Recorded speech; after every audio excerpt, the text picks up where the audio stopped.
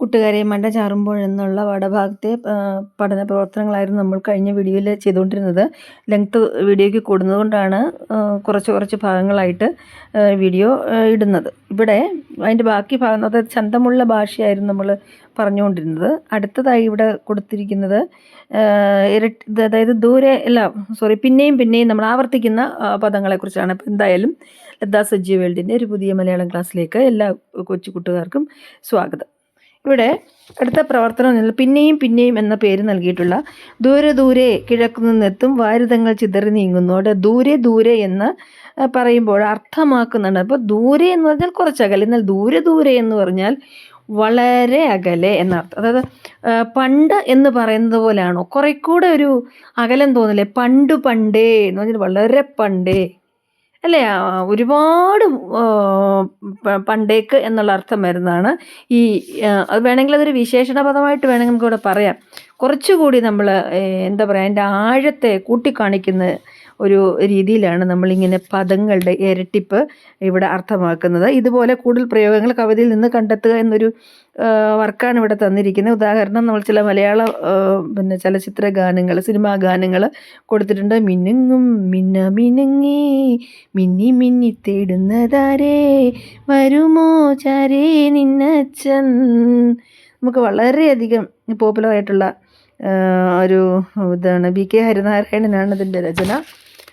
ആ അതിനകത്ത് മിനുങ്ങും മിന്നി എന്നുള്ള ഒരുപാട് ആവർത്തിച്ചു വരുന്നു.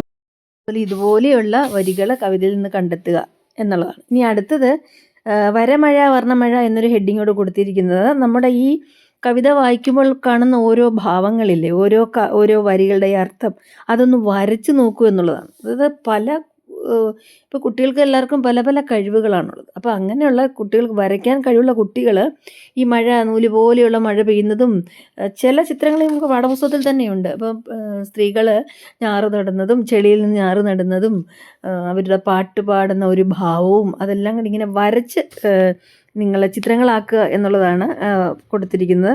അതിന് മാത്രമല്ല, അതിനൊരു അടിക്കുറിപ്പുകളും നൽകുക എന്നുള്ളതാണ്. ഇനി കവിതയിലെ കാഴ്ചകൾക്ക് പുറമെ മഴയെക്കുറിച്ച് വേറെയും ചിത്രങ്ങൾ നിങ്ങൾക്ക് വരച്ച് ചേർക്കാം. മഴയെക്കുറിച്ച് നമുക്ക് അടുത്ത വരുന്ന പാഠങ്ങളിലൊക്കെ വെള്ളപ്പൊക്കത്തിനെ കുറിച്ചും ഒക്കെ വരുന്നുണ്ട്. അപ്പോൾ അതിങ്ങനെ വെള്ളപ്പൊക്കമായി കിട്ടോ, ആ വെള്ളപ്പൊക്കത്തിൽ മരങ്ങളും മറ്റും ഒഴുകി പോകുന്ന ചിത്രങ്ങളോ, അല്ലെങ്കിൽ ഒരു തോണി ഇങ്ങനെ ഒഴുകി അങ്ങനെ നിങ്ങളുടെ ഭാവനയ്ക്ക് ഒത്തുള്ള എത്ര ചിത്രങ്ങൾ വേണമെങ്കിലും നിങ്ങൾക്ക് വരച്ച് പ്രകടിപ്പിക്കുക അല്ലെങ്കിൽ സൂക്ഷിക്കാം. അടുത്തത് നല്ലൊരു വർക്കാണ്. അതായത് മഴ അനുഭവം. ഓരോരുത്തർക്കും മഴ ഓരോ പുതിയ അനുഭവങ്ങൾ നൽകുന്നുണ്ട്. പ്രത്യേകിച്ച് ആദ്യ മഴ, അതായത് വേനലിന് ശേഷം നമ്മുടെ ഭൂമിയിലേക്ക് പെയ്യുന്ന ആദ്യ മഴയ്ക്കൊരു പ്രത്യേക സുഗന്ധം തന്നെയുണ്ടെന്നാണ് പറയുന്നത്. ഇവിടെ പുസ്തകത്തിലെ മഴ അനുഭവം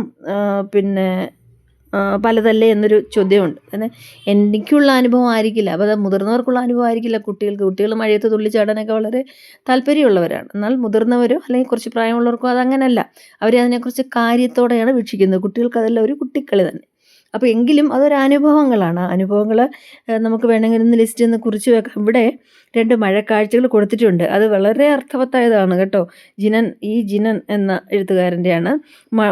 അതായത് പെയ്യുന്ന മഴ 2 കൂട്ടർക്ക് 2 അനുഭവമാണ്. നോക്കിയോളൂ. മട്ടുപ്പാവിലിരുന്നൊരു കുട്ടി മഴ കാണുന്നുണ്ട്, പട്ടുകുടയ്ക്ക് പുറത്തൊരു പടപട കൊട്ടുകൊടുക്കും മട്ടിൽ. തൊട്ടൊരു കൂരയിൽ നിന്നൊരു കുട്ടി മഴ കാണുന്നുണ്ട്, പൊട്ടിച്ചോരും പുഴയിൽ നിന്നും ഞെട്ടിയെണീക്കും മട്ടിൽ. ഇപ്പോൾ നോക്കൂ, ഒരു മട്ടുപ്പാവുള്ളൊരു വീട്ടിലൊരു കുട്ടി എന്ന് പറഞ്ഞാൽ സമ്പന്നനായ ഒരു കുട്ടിക്ക്, ഒന്നിനൊരു കുറവില്ലാത്ത കുട്ടിക്ക് മഴ ഒരു തമാശയാണ്, ഒരു രസമാണ്. എന്തുകൊണ്ടാണ്? അവൻ മഴയെ കാണുന്ന ഇത്രയേ ഉള്ളൂ. അവൻ്റെ പട്ടുകുടയുടെ മുകളിൽ മഴത്തുള്ളികൾ വീഴുമ്പോൾ പടപടാ എന്ന ശബ്ദം കേൾക്കുന്നു. അത്രയും മഴയ്ക്ക് അവനൊരു ഇത് കൊടുത്തിട്ടുള്ളൂ. എന്നാൽ മഴയെ ഭയത്തോടെ വീക്ഷിക്കുന്ന വേറൊരു കുട്ടിയുണ്ട്. തൊട്ടൊരു കൂരയിൽ നിന്നൊരു കുട്ടി, ഒരു കൊച്ചു വീട്ടിൽ പൊളിഞ്ഞു കിടക്കുന്ന ഒരു കൂരയിലെ അകത്ത് താമസിക്കുന്ന കുട്ടിക്ക് മഴ എന്ന് പറഞ്ഞാൽ പേടിയാണ്. കാര്യം ഈ പെയ്യുന്ന എല്ലാ തുള്ളിയും മുറിക്കകത്തേക്ക് തന്നെ വീഴും, ചോർന്ന് അകത്തേക്ക് വീഴും അല്ലേ. പൊട്ടിച്ചോരും പുരയിൽ നിന്നും ഞെട്ടി എണീക്കും. ഉറങ്ങുന്ന സമയത്തായിരിക്കും വെള്ളം ദേഹത്ത് വീണ് ചാടി എഴുന്നേക്കും. പിന്നെ പുസ്തകങ്ങളൊക്കെ നനയാതെ അവൻ മാറ്റിവെക്കാൻ കഷ്ടപ്പെടും. കാര്യം ചോരാത്ത ഒരു സ്ഥലവുമില്ല. വെള്ളം പിടിച്ച് മുറിക്കകത്ത് വീഴുന്ന വെള്ളം പിടിക്കാൻ വെച്ചിരിക്കുന്ന പാത്രത്തിലേക്ക് ഈ മഴത്തുള്ളി വീഴുമ്പോഴും കേൾക്കും ടപ്പോ എന്നുള്ള ശബ്ദം. മട്ടുപ്പാവിലിരിക്കുന്ന കുട്ടിയുടെ കുടയുടെ പുറത്ത് ടപ്പോ ടപ്പോ എന്ന ശബ്ദം കേൾക്കുന്നെങ്കിൽ ആ മഴത്തുള്ളി ഈ പാവപ്പെട്ടവൻ്റെ കുരയിൽ അകത്ത് വെള്ളം വീഴുന്ന നേരം പിടിച്ചു വെക്കാനുള്ള പാത്രത്തിൽ വീഴുന്ന ശബ്ദമായിരിക്കും. അങ്ങനെ ഒരു കുട്ടിക്ക് അതൊരു രസം, മറ്റേ കുട്ടിക്ക് അതൊരു ഭയം. കൂട്ടുകാരെ, പഠന പ്രവർത്തനങ്ങളിൽ ഒരു പ്രവർത്തനം കൂടിയുണ്ട്, പിന്നെ കവിപരിചയം. ഈ 2 പ്രവർത്തനങ്ങളുമായി അവിടെ ചെറിയ വീഡിയോയുമായി അടുത്തുടനെ വരാം. അതുവരെ എല്ലാവർക്കും നന്ദി.